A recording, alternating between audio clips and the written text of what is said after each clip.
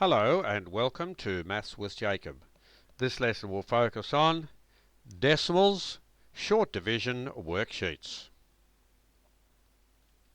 So this video has a few slides where we have some worksheets and we can practice doing a division of decimals using the short method. Now on this particular slide we have 13 examples. And basically, if you look at the first one, we have 3 and we're dividing it into 67.8.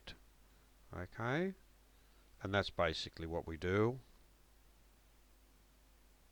So you just do the division, you start from the left and you go across and you just put the answer up here and you write the little remainders here next to each number. So if there are remainders, you write them down. So you do not go down here using the long method that we did in the previous video. This is the short method. Now if you have any difficulty or you're not sure what to do, as always, the last slide on this video has a link on it and it will take you to the lesson and it will explain how to do all of these examples.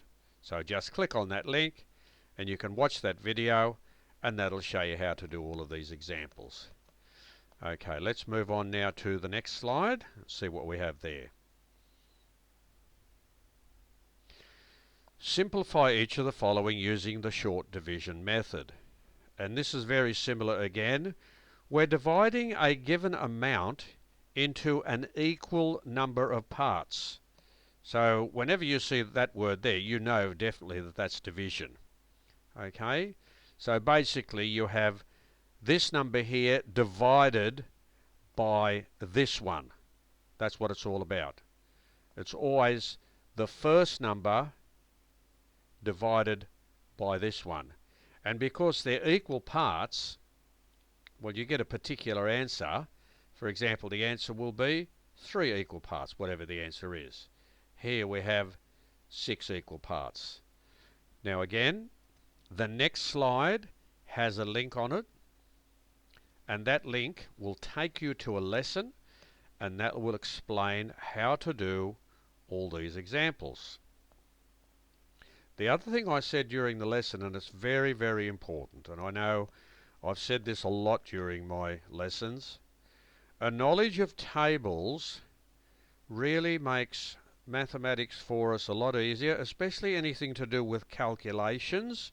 If we have routine calculations with numbers, if we know our tables very well, it's very, very time saving, it's very efficient, and it's very streamlined.